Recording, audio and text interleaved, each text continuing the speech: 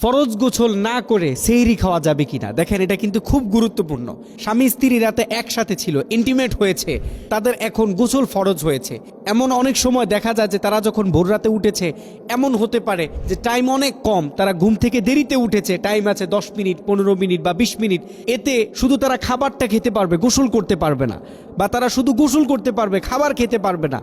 বা অনেক সময় দেখা যায় যে সময় আছে, সব ঠিক আছে, কিন্তু ফ্যামিলি অনেক বড় ফ্যামিলি হওয়ার কারণে, যৌথ ফ্যামিলি হওয়ার কারণে, ফ্যামিলিতে মা বাবা থাকে বা ভাই বোন থাকে, বড় ছেলে মেয়ে থাকে, যার কারণে এরকম কঠিন সিচুয়েশনে অনেক মানুষ পড়ে। তখন আমরা দ্বিধাদ্বন্দ্বে পড়ে যাই যে এখন আমি কি করব, ফরজ গোসল করব না আমি এখন সেহরি খাবো। দেখেন, দুইটাই ফরজ। রোজা রাখা এটাও আপনার জন্য ফরজ, আবার ফরজ গোসল করা এটাও কিন্তু ফরজ।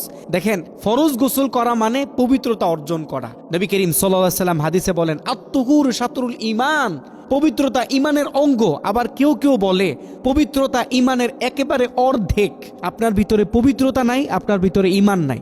যদি আপনার ভিতর পবিত্রতা না থাকে, আপনার নামাজ হবে না। আপনি কোরআন তেলাওয়াত যদি কোরআন ধরেন, আপনার গুনাহ হবে। ফরজ গোসলটাও কিন্তু খুব গুরুত্বপূর্ণ। এরকম কঠিন সিচুয়েশনে পড়ে গেলে তখন আপনি কি করবেন?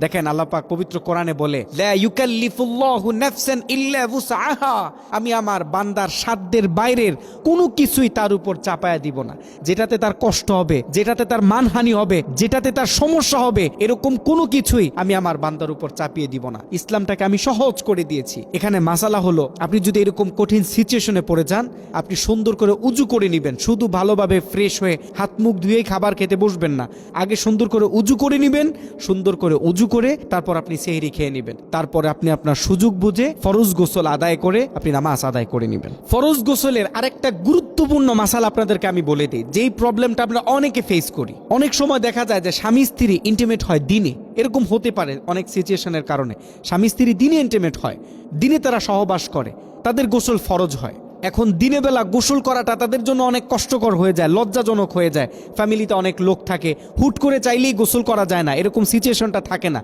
এই সময় আপনি কি করবেন? দেখেন, গোসল ফরজ হওয়ার পরে গোসল না করা এটা কিন্তু খুব ভয়ঙ্কর একটা বিষয়। আপনার যদি গোসল ফরজ হয়, আপনি কোনো মসজিদে পা রাখতে পারবেন না, আপনি কোনো মসজিদে স্পর্শ করতে পারবেন না। অনেক আলেমদের মতে, যখন আপনার গোসল ফরজ হয়েছে, আপনি গোসল না করে যদি জমিনে একটা পাড়া দেন, তখন জমিটা থরথর করে কাঁপতে থাকে। এটা এতটাই ভয়ঙ্কর। তো এরকম সিচুয়েশনে যখন আপনি পড়ে যাবেন, তখন আপনার কাজ হচ্ছে, আপনি যদি গোসল একেবারে করতে নাই পারেন, আপনি প্রথমত অবস্থায় ভালো করে উজু করে নেবেন। এতে ফরজ গোসলের যে একটা ওজন, এটা কিছুটা হলেও কমবে। আপনি পরবর্তীতে যত তাড়াতাড়ি সম্ভব ফরজ গোসলটা আদায় করে নেবেন। আল্লাহ পাক ইসলামটাকে আমাদেরকে বুঝে শুনে আমল করার তৌফিক দান করুক, আমিন।